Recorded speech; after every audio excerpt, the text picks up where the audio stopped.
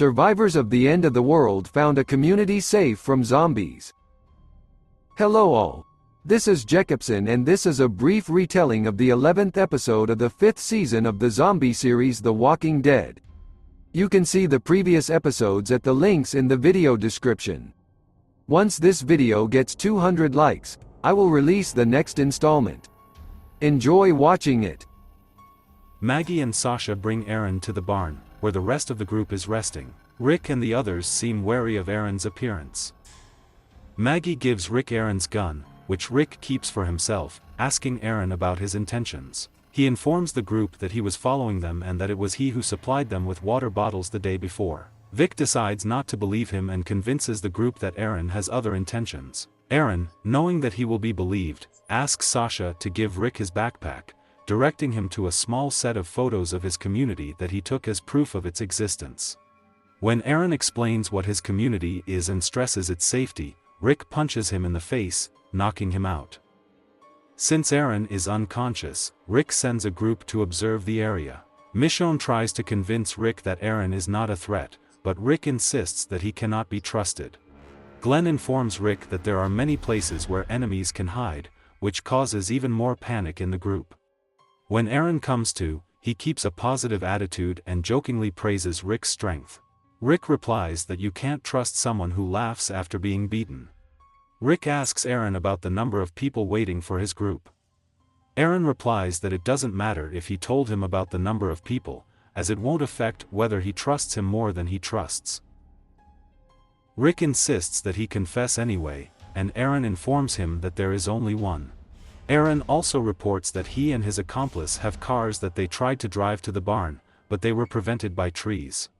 Michonne tells Rick that she wants to find out the truth by checking it out. Rick refuses, saying it's a bad idea, but after Maggie and Glenn speak out in favor, Rick decides to let everyone but him and baby Judith go on a reconnaissance mission, ordering Abraham and Rosita to go with Glenn, Maggie and Michonne, and the rest of the group to search the neighborhood. When the group leaves, Aaron tells Rick that before the apocalypse, guns were pointed at him because of his work and that he believes that he and his people are good. Instead, Rick warns Aaron that if his men don't return in an hour, he will stick a knife into the base of his skull.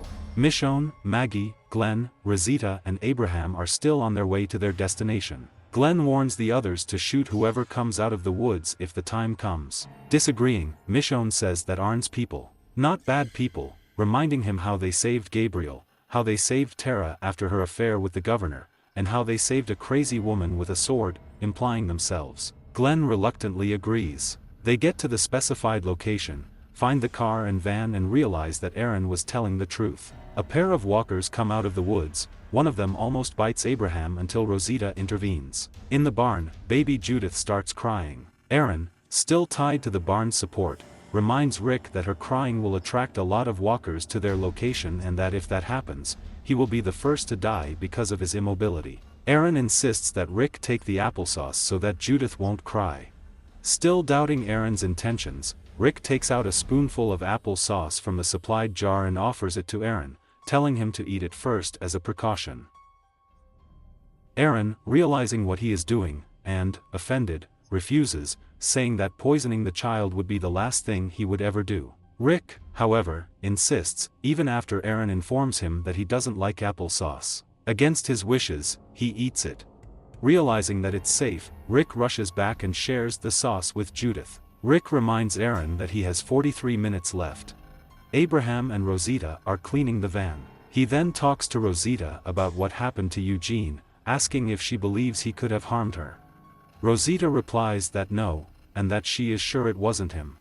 The group returns to the barn with a bunch of canned food from the cars. Rick tells Aaron that the food is now at their disposal, regardless of whether they come to his camp or not, and eventually decides that they will stay. The group, which by this time hopes for a new shelter, refuses to follow Rick's decision not to follow Aaron into his community, which forces Rick to change his mind. Rick asks Aaron where his community is. After Aaron informs the group that he is usually the one who takes the survivors to the place, they deny him this privilege, still fearing his true intentions, and again ask him where his community is located.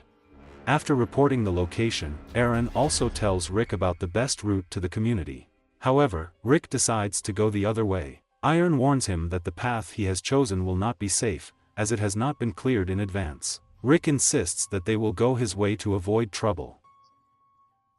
Soon after, Rick and Michonne discuss the situation at the barn. At the same time, Rick expresses his doubts about Aaron's community and reminds Michonne of the deception of Woodbury and Terminus, saying that both places were initially silent about their true motives. At night, the group goes to the community. Michonne and Aaron talk on the way, during which Aaron mentions his house. Michonne, on the restless, asks a question about it. Aaron gives her photos of his house, and when she realizes that there are no people in the pictures, she is alarmed and asks Rick if he asked Aaron these 3 questions. Since Rick answers in the negative, Michonne takes on this role and asks him questions. How many walkers have you killed? I don't know, a lot. How many people have you killed? 2. Why? Because they tried to kill me. The conversation is interrupted when Rick finds the walkie-talkie that Aaron used to eavesdrop on the group's conversations. Right before the car drives through a herd of walkers in the dark, the blood of walkers turns the car and headlights red. The car continues to ram the herd, after which the group stops and goes out to check if the others have fallen behind. Glenn reports that they got out. Lick rushes back, and Glenn tries to start the car, but he can't do anything because of the huge amount of dried blood in the engine. The group stops for a moment when a lighted flare is seen in the distance. Aaron starts to panic. He frantically asks to be released, but after the group continues to seek answers from him, he begins to run amok, kicks open the door and knocks Michonne down. When he runs away, Rick assures them that they don't need to chase him. Michonne suggests that the rest of the group may have also seen the flash and thought it was Rick, and believes that it will be easier to find them that way. Rick and Glenn follow Michonne into the woods, becoming trapped where they are surrounded by walkers. In the end, Glenn separates, which causes panic among the remaining 2 members of the group, who are forced to restrain the approaching walkers themselves. While Glenn is trying to find a way to get back to the others, he discovers Aaron cornered by walkers unable to defend himself. Initially deciding to leave him, Glenn changes his mind, helps him and frees him. Eventually Glenn and Aaron reunite with Rick and Michonne, destroying the remaining walkers. Aaron, well aware of the group's opinion of him, throws down his weapon and offers to retreat. Then all 4 of them run to the place from where the signal rocket was supposedly fired. When they reach the place, they find Daryl. Aaron, however, is still in a panic and starts calling for a man named Eric. Running into one of the nearby buildings, he finds Eric with a wounded leg. Eric tells Aaron that Maggie helped him and assures him that his wound is very minor. Delighted, Aaron kisses him. Eric gives Aaron the license plate, noting that he has lost it. Aaron jokingly informs him about the loss of the car. Their conversation is interrupted by the appearance of Rick. Then Rick and Aaron meet with the others, while Aaron thanks them for saving Eric and promises to return everything completely as soon as they get to his community. Rick informs him that if they sleep under the same roof, then Aaron should sleep separately from them. Realizing that he will be away from Eric, Aaron refuses, telling Rick that the only thing that can prevent him from staying with him is to shoot him. Glenn convinces Rick that everything will be fine and that Aaron can be trusted, since all the evidence so far has confirmed that he is telling the truth. The next morning, the group continues on their way to the community, but also gives Aaron pills and a bottle of water for Eric. The 2 strike up a conversation, with Aaron asking Noah about his leg as well. But he also tells Aaron that it happened after a previous accident.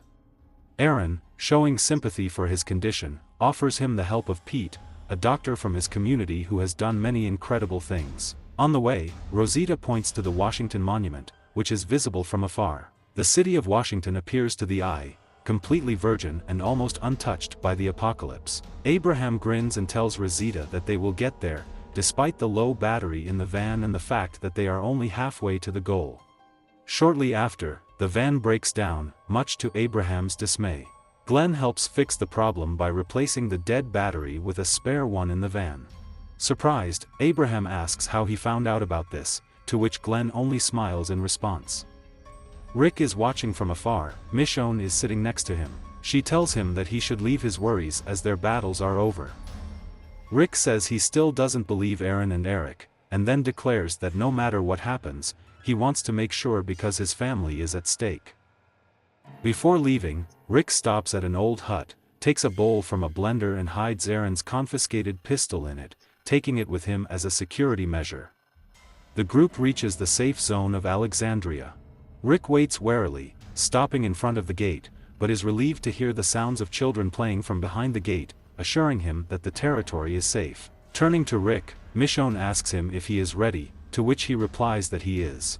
Everyone gets out of the cars and goes to the closed gate. While Rick keeps Judith by his side, the group waits for their new hideout to open.